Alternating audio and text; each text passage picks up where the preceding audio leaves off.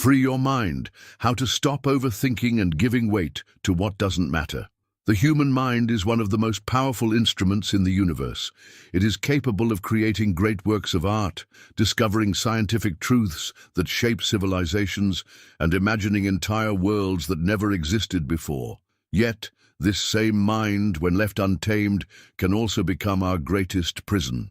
Overthinking and giving disproportionate importance to things that do not truly matter are among the most pervasive struggles of modern life. They drain our energy, cloud our clarity, and prevent us from experiencing life with peace and freedom.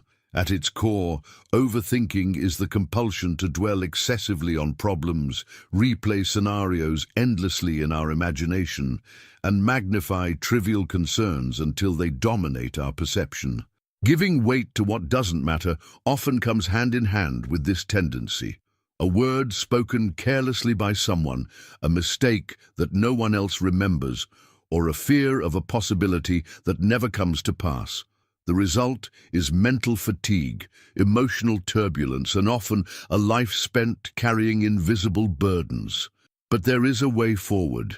The journey to freeing the mind from overthinking is not about suppressing thoughts or forcing ourselves into emptiness. It is about learning to redirect attention, understanding the mechanisms of the mind, and gradually reclaiming authority over where our energy goes. This requires a deep exploration of thought patterns, emotional triggers, and the subtle traps of the ego that make us attached to things of little value. In the following pages, we will explore how to liberate the mind from this cycle. We will look at how to recognize the illusions of importance that we unconsciously create, how to cultivate presence so that thoughts lose their grip, and how to ground ourselves in what truly matters. This journey will not be a quick fix. It will be an unfolding process where insight and practice combine to reshape the way we relate to our own thoughts. The ultimate goal is freedom, not the absence of thought, but the mastery of thought. Not the destruction of the mind, but the awakening of its higher potential. When we no longer give weight to what doesn't matter, our energy becomes available for what does. Love, creation, purpose, growth, and inner peace. With this in mind, let us begin by addressing the roots of overthinking, because before we can free ourselves from it, we must understand why it holds us captive. Understanding the roots of overthinking and the illusion of importance. To stop overthinking and to cease giving importance to the trivial, one must begin with awareness of how these patterns are born. The truth is that overthinking is not a random phenomenon. It arises from psychological, evolutionary, and social conditions that shape our mental tendencies.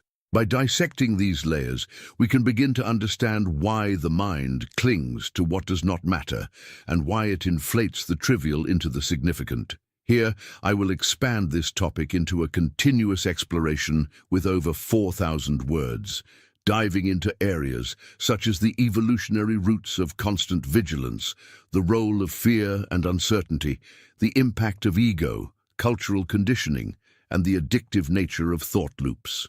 I'll also analyze real-life examples, how one careless comment from a stranger can live in our heads for years, or how a small failure can dominate our identity. The text will flow deeply, philosophically, and psychologically, weaving together scientific insights and spiritual reflections, always reinforcing the theme of mental liberation. At the end, the emphasis will be on the realization that importance is often a projection of the mind, not an objective truth. Recognizing this is the first key to freedom. Finally, to those who are following this journey, remember that awareness is the seed of transformation. By recognizing the mechanisms of overthinking, you already loosen its grip. If this message resonates with you, I invite you to take a step further. Subscribe to this channel. By doing so, you not only receive continuous guidance on your path to inner freedom, but also join a community of individuals who are committed to liberating their minds and living with clarity. Breaking the cycle of thought. How to reclaim your mental space. Overthinking is a cycle, and like all cycles, it feeds itself through repetition. One thought leads to another, which leads to another, until we are entangled in a web of speculation, fear, regret, or projection. Breaking this cycle is not about silencing the mind by force, because thought itself is a natural phenomenon of being human. Rather, it is about interrupting the momentum that keeps the cycle turning endlessly and redirecting attention toward the present moment where freedom lies. The mind is like a river. It flows ceaselessly, but if we are constantly dragged by its currents, we lose all sense of grounding. The way to freedom is to step out of the current, to stand at the riverbank and observe the flow without being carried away. To accomplish this requires patience, self-awareness, and the cultivation of practices that anchor us back into presence. One of the main reasons overthinking persists is that the mind mistakes thinking for control. When we overthink, we believe, often unconsciously, that by rehearsing possible scenarios, we are preparing ourselves against danger, or by replaying the past, we are finding the solution that eluded us. The mind is addicted to this illusion of control, and so it spins endlessly. But real control does not come from imagining every possible outcome. Real control comes from clarity of action when the time arrives, and clarity is born from presence, not from endless speculation. This is why overthinking leaves us exhausted, yet unprepared. It spends energy without producing wisdom. Breaking the cycle means exposing the illusion of control for what it is, and recognizing that no amount of thought can substitute for living in reality as it unfolds. Another element that fuels the cycle is the human tendency toward unfinished loops, what psychologists sometimes call the Zeigarnik effect. When a task or situation feels incomplete, the mind continues to return to it, rehearsing it until closure is achieved. This is why regrets linger and why imagined futures hold so much power.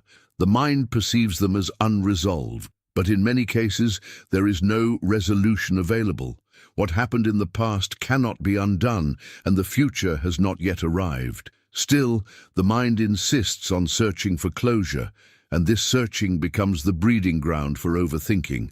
To break the cycle, one must learn to accept the reality of incompleteness, to befriend uncertainty, and to live without the demand for every loop to be tied neatly. This acceptance does not mean apathy, but rather the wisdom of knowing that some doors must remain half open, some stories unfinished, until life itself provides the resolution. The ego also plays a central role in perpetuating overthinking. Ego is the sense of I that attaches identity to every experience, and it is hypersensitive to threat and judgment. When someone says something critical, the ego magnifies it into a personal wound. When we make a mistake, the ego replays it endlessly because it feels that our worth is at stake.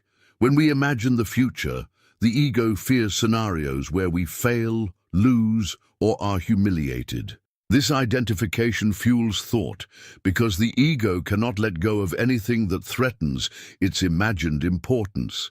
Yet the truth is that most situations are not about us personally. They are simply movements of life. A careless word from another person usually reveals more about their state of mind than about our worth. A mistake is a single event in the flow of countless experiences. A possible future failure is nothing but a phantom until it arrives. When the ego steps aside, the intensity of these thoughts diminishes, and the cycle begins to lose its fuel. Breaking the cycle also requires cultivating new habits of attention. Overthinking thrives in the absence of awareness. When we are not conscious of where our attention is, it gravitates toward familiar loops. By practicing awareness, we reclaim authority over attention.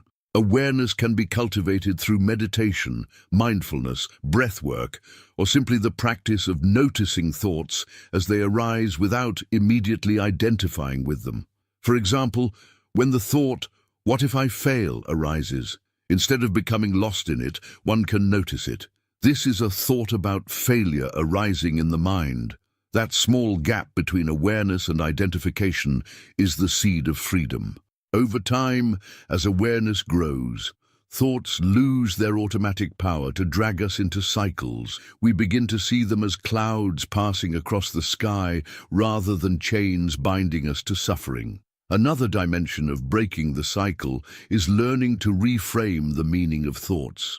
Many people overthink because they take every thought as truth or as a problem to be solved. But thoughts are not truth. They are interpretations, often colored by fear, habit, or conditioning. When we see a thought not as a fact but as an event in consciousness, its weight diminishes. The thought, "I am not good enough," is not a revelation of who you are. It is an echo of conditioning, perhaps from childhood experiences or societal pressures. The thought, "What if everything goes wrong?" is not prophecy.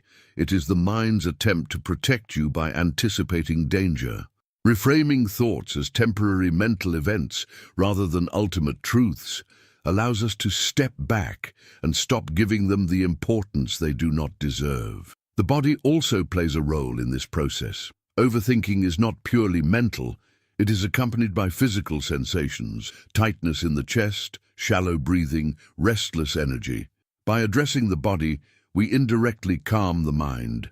Practices like deep breathing, yoga, or simply walking in nature ground us back into the body, breaking the dominance of mental chatter. When the body relaxes, the mind follows, and the cycle of thought is interrupted.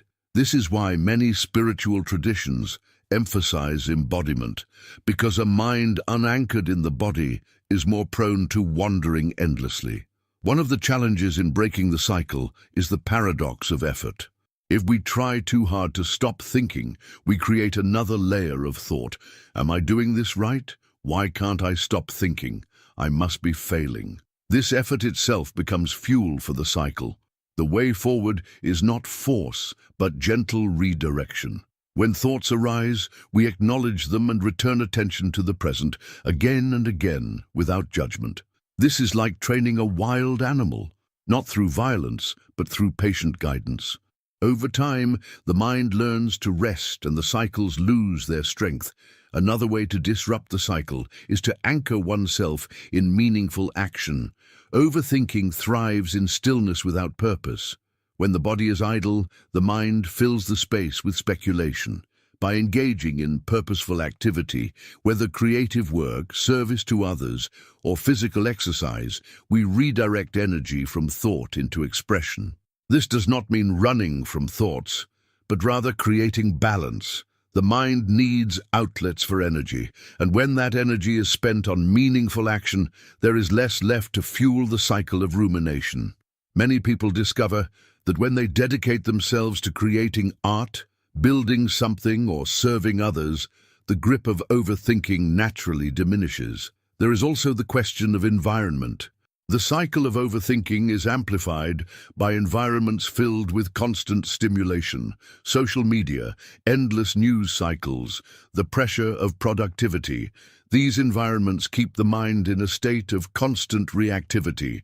To break the cycle, it is essential to create spaces of silence, simplicity, and stillness. Disconnecting from external noise allows us to hear the subtler rhythms of our own being. Simplicity is not about deprivation. It is about reducing distractions so that the mind can rest. When the environment is calmer, the mind finds it easier to settle, and the cycle of overthinking loses momentum. At the heart of all these practices is the recognition that freedom does not come from changing every thought, but from changing our relationship with thought. The mind will always produce thoughts. That is its nature. But we do not have to chase them, wrestle with them, or inflate them into mountains. When we learn to let thoughts come and go without attaching weight to them, the cycle is broken. This shift is not merely intellectual, it must be embodied through practice. Over time, we begin to experience a new spaciousness. Thoughts may still arise, but they no longer define us or dominate our experience. As we practice breaking the cycle, we discover a profound truth. Behind the storm of thought, there is a deeper silence. This silence is not emptiness, but presence. a living awareness that does not need to cling to anything. In this silence we are free, not because the world has changed, but because our relationship to the world has transformed. Situations still arise, challenges still come, but we meet them with clarity rather than with compulsive thinking. This is the essence of freeing the mind, not the absence of thought, but the presence of awareness that is greater than thought. And so, the journey of breaking the cycle of overthinking is not about eliminating thoughts, but about reclaiming our mental space from their dominance. It is about stepping out of the current of endless speculation and standing firmly on the ground of presence. From this ground, life becomes clearer, lighter, and more meaningful. We begin to see that much of what consumed us was never truly important. In the vastness of being, those trivial concerns dissolve, and what remains is the essence of life itself: connection, purpose, love, and peace. If these reflections speak to your experience, I invite you to continue this journey with us. There is much more to discover, and each step you take brings you closer to the freedom of a mind that is no longer enslaved by its own cycles. To stay connected and to receive guidance on this path, subscribe to this channel. By subscribing, you become part of a community dedicated to inner freedom and to living with clarity. Together, we support one another in breaking the chains of overthinking and embracing the life that awaits when we stop giving weight to what does not matter. The power of letting go, releasing the weight of what doesn't matter. Letting go is one of the most liberating yet misunderstood practices in human life. To let go does not mean to reject, suppress, or deny what is happening.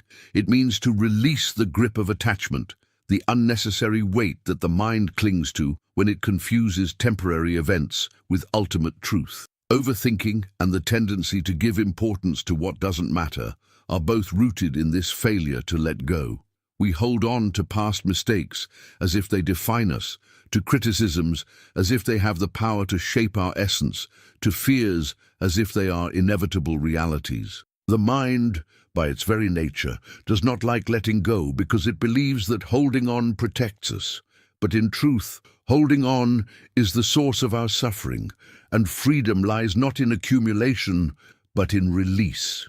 Letting go begins with the recognition that life is impermanent. Every experience, every thought, every feeling is transient, yet the mind treats them as permanent, building stories around them, replaying them endlessly. A careless word spoken years ago can still wound us because we have not let it pass. A regret from the past can still define our choices today because we have not released it. By holding on, we carry the past into the present, and the present becomes heavy, suffocated by ghosts. To let go is to honor impermanence, to see that what has passed belongs to the river of time, and to allow it to flow away. The past cannot be undone, but it can be released. And when it is released, the present is light again, free for new creation. The same is true of the future. Much of our overthinking arises from clinging to imagined scenarios. What might happen? What could go wrong? How others may judge us. The future is a blank canvas, but the mind fills it with fear and expectation, and then we cling to these images as if they were destiny. Letting go of the future means accepting uncertainty, trusting life enough to walk without knowing every step. It means releasing the obsession with outcomes and resting in the flow of the moment. This does not mean we stop planning or acting. It means we stop carrying the burden of what we cannot control. The seed of freedom is planted when we recognize that our power is in the present, not in rehearsing futures that may never arrive. But letting go is not easy, because the ego resists it fiercely. The ego builds its identity from attachments. I am the person who was hurt. I am the person who failed. I am the person who must prove myself. To let go would mean releasing these identities, and the ego fears that without them it will cease to exist. Yet the opposite is true. When we let go, we do not lose ourselves, we rediscover ourselves. Beneath the attachments, beneath the stories, there is a deeper self that is untouched, unbroken, and free. Letting go reveals this self, the spacious awareness that is not bound by any single event or thought. One of the illusions that keeps us from letting go is the belief that holding on gives meaning. We think that if we stop replaying the past, it will mean the past did not matter, or if we stop worrying about the future, it will mean we do not care. But letting go does not erase meaning, it restores it. By holding on, we distort reality, giving trivial events disproportionate power. By letting go, we restore proportion. What truly matters shines clearly, while what does not matter fades into the background. Meaning is not preserved by clinging, but by clarity, and clarity comes only when we release the unnecessary. Letting go is also an act of trust. It is trust in life, trust in ourselves, and trust in something greater than our individual minds. When we cling, we are saying, I cannot trust life to carry me, so I must carry everything myself. But life has been carrying us all along. The breath we did not earn, the heartbeat we do not control, the countless processes that sustain us without our intervention. Trust is the recognition that we are supported, that we do not need to hold everything in our hands. This trust is not naive, it is wisdom. It allows us to live with openness, knowing that while we cannot control everything, we can meet life as it comes with presence and strength. Another aspect of letting go is forgiveness. Many of the weights we carry are grievances against others or against ourselves. We replay what was done to us, or what we failed to do, and we keep the wound alive. Forgiveness is the release of this burden. It is not the denial of harm, but the decision to no longer be defined by it. Forgiving others frees us from the prison of resentment. Forgiving ourselves frees us from the prison of shame. Without forgiveness, the mind clings to the past as if it could change it. With forgiveness, the past loses its grip and the present becomes a place of healing. Letting go also requires humility. Much of our overthinking comes from the desire to control how we are seen, to maintain an image, to avoid any sign of weakness. We cling to appearances, to status, to approval, but humility dissolves this need. It allows us to see that we are not defined by others' opinions, that we do not need to carry the burden of perfection. When we let go of image, we let go of countless unnecessary worries. We begin to live authentically, and authenticity is far lighter than performance. In practice, letting go is not a single act, but a continuous process. Every day we are faced with opportunities to release. The comment that could wound us, the mistake that could haunt us, the worry that could consume us. Each moment invites us to choose, to hold on, or to let go. With practice, the choice becomes easier. Letting go becomes not a struggle, but a way of being. Life itself becomes lighter, not because circumstances have changed, but because we no longer carry them as burdens. The rewards of letting go are profound. When we release what does not matter, we create space for what does. We find clarity of purpose because our energy is no longer scattered. We find peace because our minds are no longer crowded with trivialities. We find joy because we are free to experience life as it is, without the shadow of what has passed or what may come. Letting go is not the end of caring. It is the beginning of caring wisely.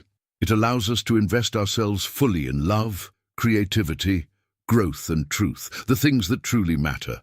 And so the power of letting go lies not in changing life, but in changing ourselves. It is a liberation that begins in the mind, but transforms the whole of life. To let go is to be free, and to be free is to live fully. This is the invitation before each of us, to stop giving weight to what does not matter, to release the burdens we were never meant to carry, and to step into the vastness of life with open hands. If these words speak to you, I invite you to continue this journey. There is still more to explore, and every step brings deeper freedom. To walk this path together, to learn and grow as a community, I encourage you. Subscribe to this channel. By subscribing, you join a circle of people who are committed to letting go of unnecessary weight and embracing the true essence of life. Together, we can free our minds and discover the peace that awaits beyond overthinking.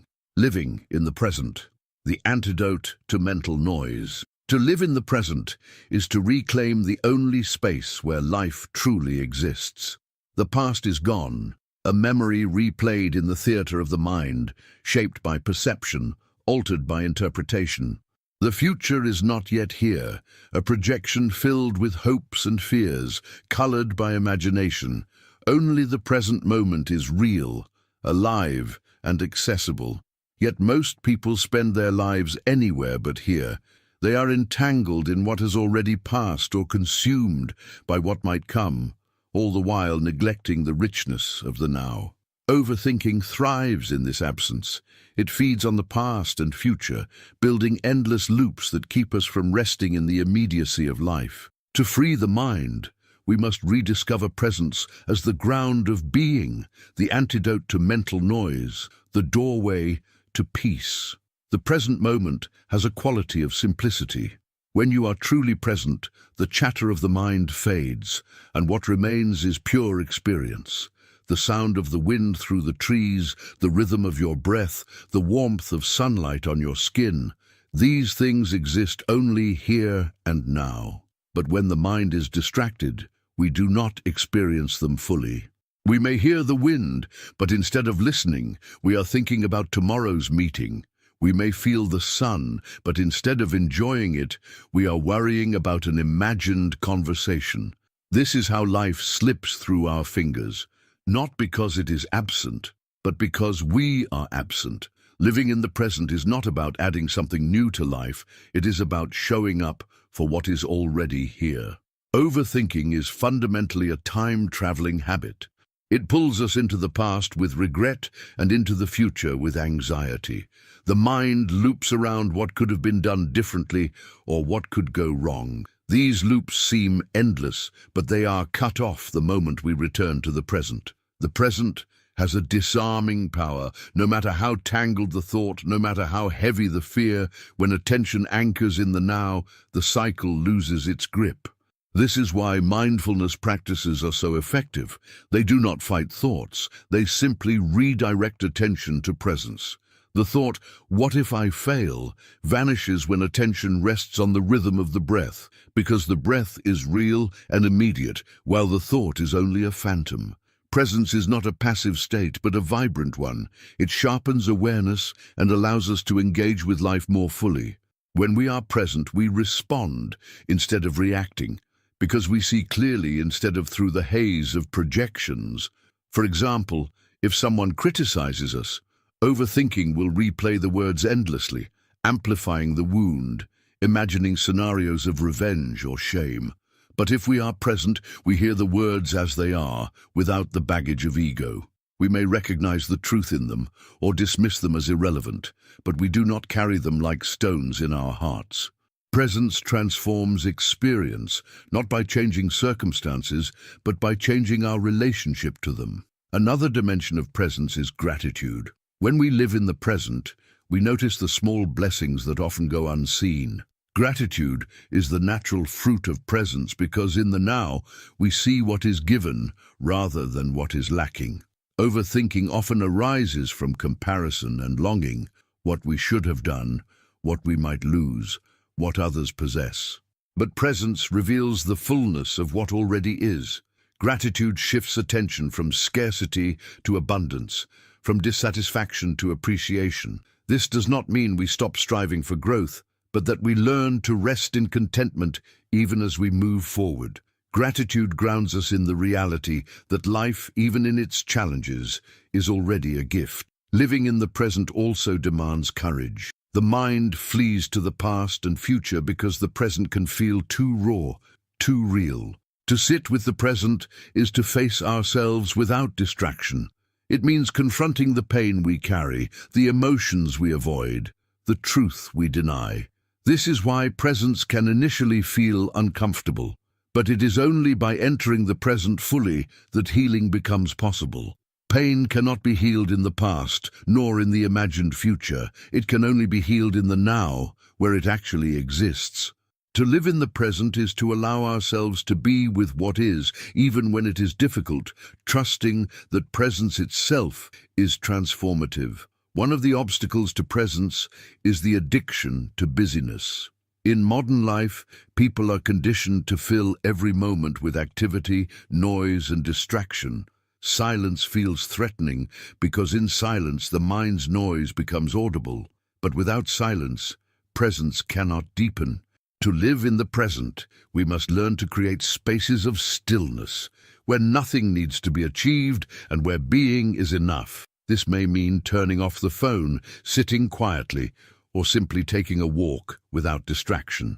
These small acts of stillness open the doorway to presence, reminding us that life is not found in the endless rush, but in the quiet immediacy of now. The body is a powerful gateway to presence.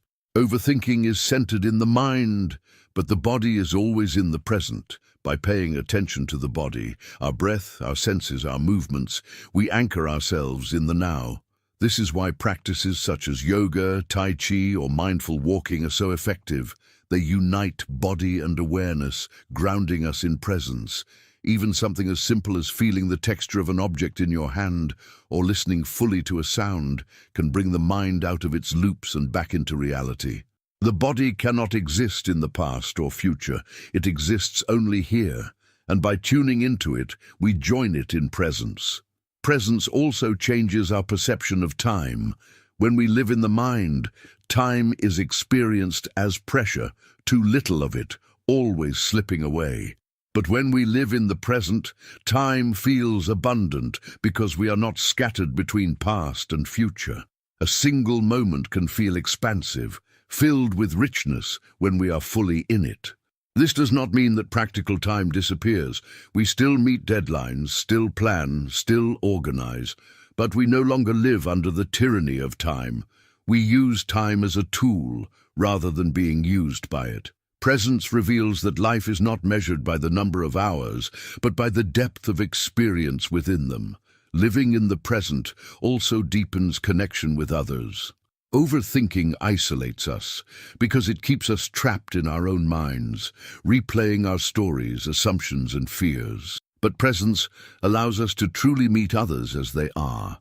When we are present in conversation, we listen fully, without preparing responses in advance or interpreting every word through the lens of our insecurities. We see the person before us, hear their voice, feel their presence. This kind of listening is rare, but it creates profound connection. In presence, relationships flourish because we are no longer entangled in our own narratives, but open to real encounter. The practice of presence is not about perfection. Thoughts will arise, distractions will happen, and the mind will wander. Presence is the practice of returning again and again to the now. Each return strengthens the muscle of awareness. Each return makes it easier to stay. It is like training the attention to rest where life truly is. With time, presence becomes not an occasional practice, but a way of life. The mind may still produce noise, but the noise no longer dominates. It becomes background rather than foreground, like distant chatter in a room where the focus is elsewhere. The freedom that comes from living in the present is profound. We realize that much of our suffering was never about what was happening, but about our thoughts about it. The event itself was often small, but the mind inflated it through replay and projection. Presence dissolves this inflation, revealing things as they are, not as the mind dramatizes them. Life becomes lighter, clearer, more peaceful. We begin to see that most of what we carried was unnecessary, that the mind's noise was never reality itself. This realization is the essence of freeing the mind, not the elimination of thought, but the awakening to the fact that life is always here now, waiting for us to return.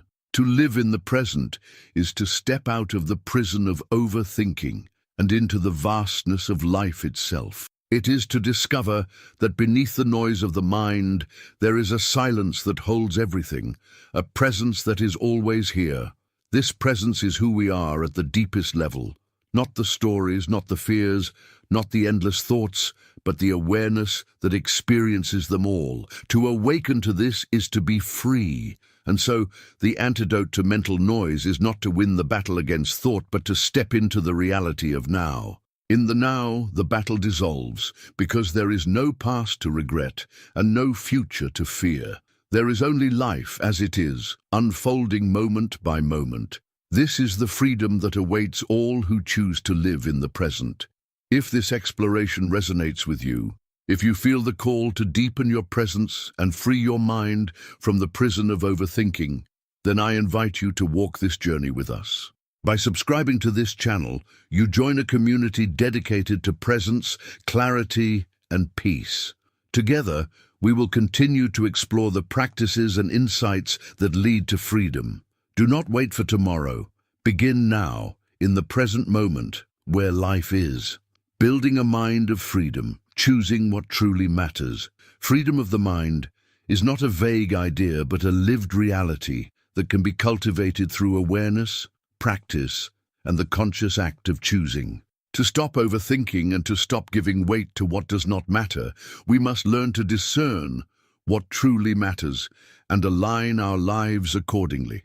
The greatest tragedy of overthinking is that it consumes our mental and emotional energy on things that hold little real importance, while distracting us from the deeper callings of existence. The person who spends endless nights replaying a comment made by a stranger or worrying about hypothetical failures is often the same person who does not give attention to their own soul, their purpose, their love, and their creative potential.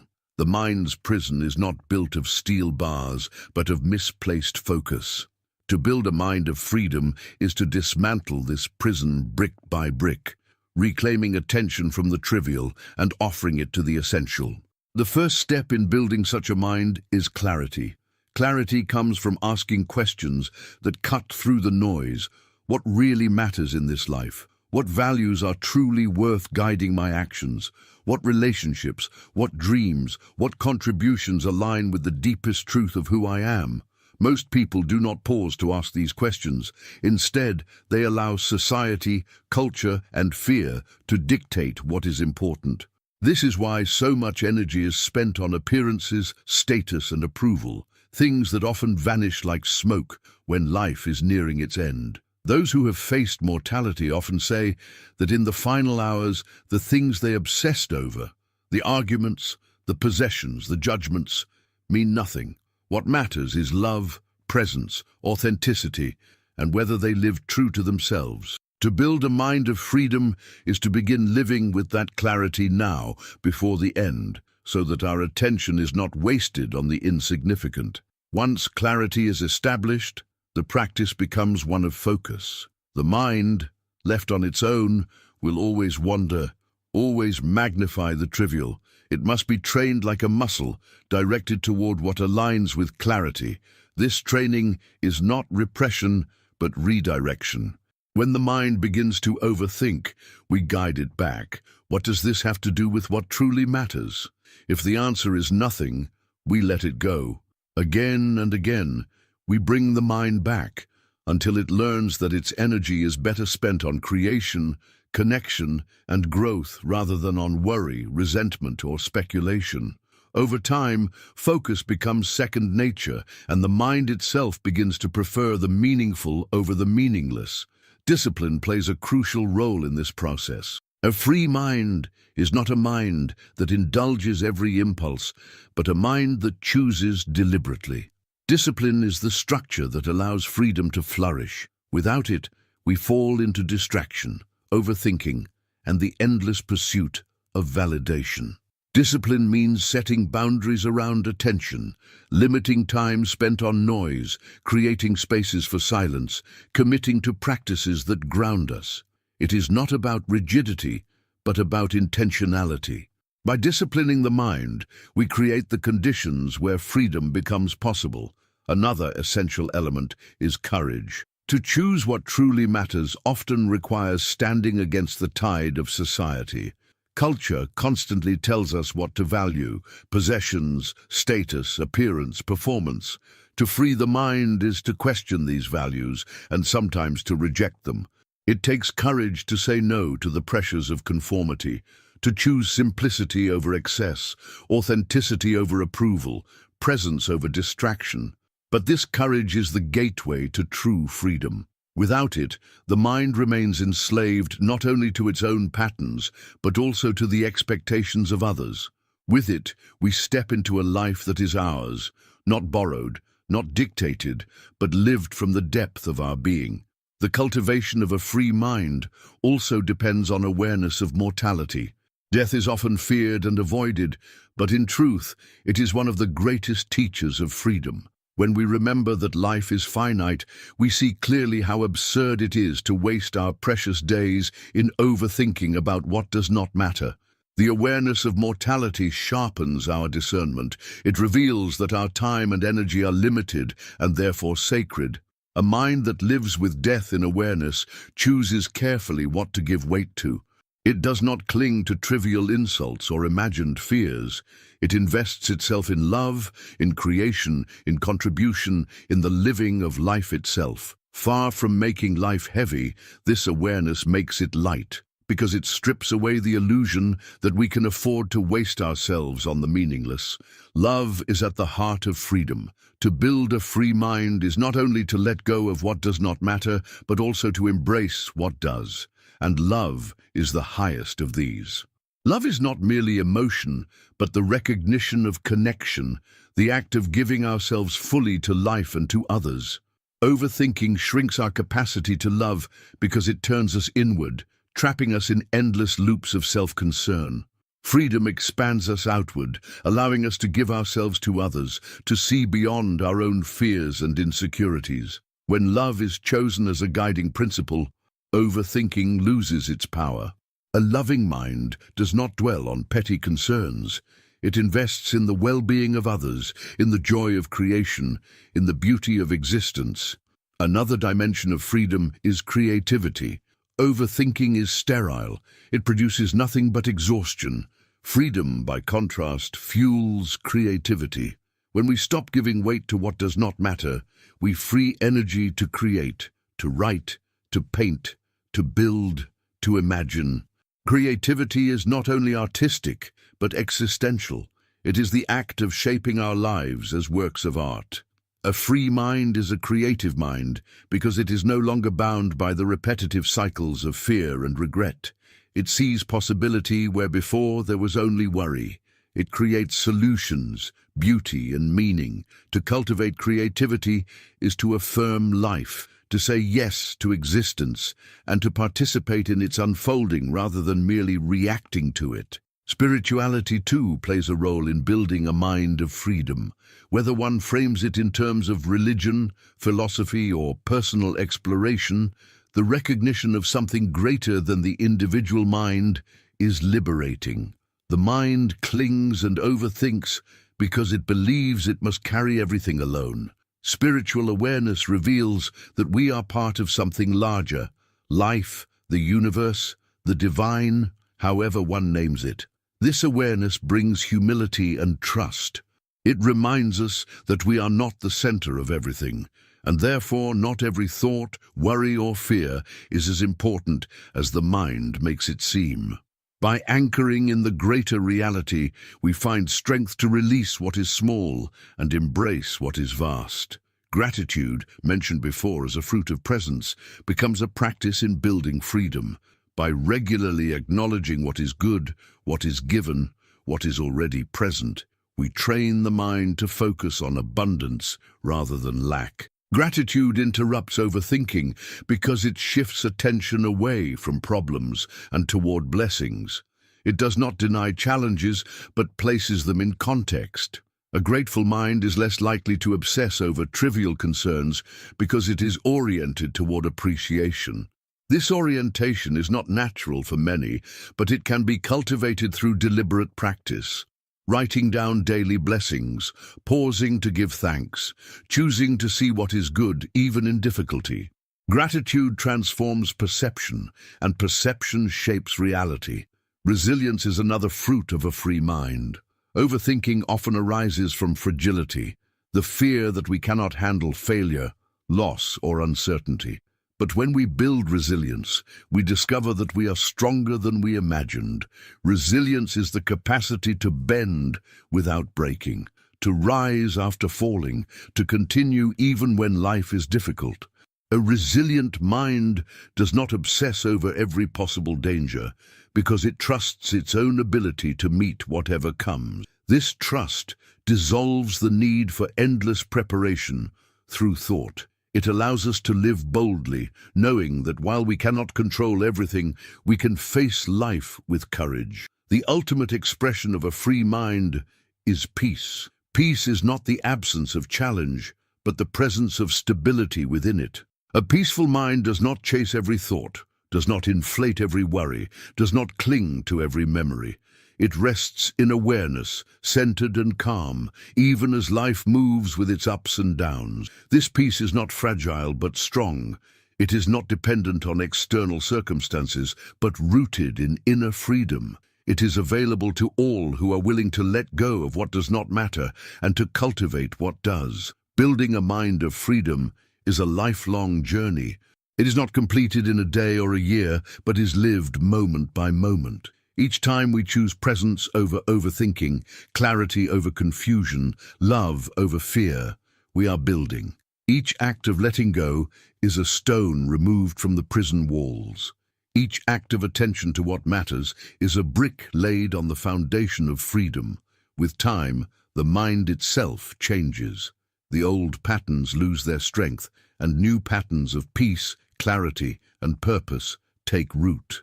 The invitation of this journey is simple but profound: to live a life where our energy is invested in what truly matters, and where the noise of the mind no longer rules us. It is to live with clarity, courage, and love. It is to wake each day, not consumed by regret or anxiety, but open to the possibilities of the present. This is not only possible, it is the destiny of those who commit to the path of freedom. And now, as we close this exploration, I extend the invitation once more. If these words have spoken to your heart, if you feel the call to free your mind and to stop giving weight to what does not matter, then take a step forward. Do not walk this journey alone. Join us, and together we will continue to explore the practices and wisdom that lead to true freedom. To stay connected, to receive guidance, and to walk with a community dedicated to peace and clarity, I encourage you to subscribe to this channel. By subscribing, you affirm your commitment to building a mind of freedom and to living a life centered on what truly matters. The journey is before you. The choice is yours. Step into freedom now.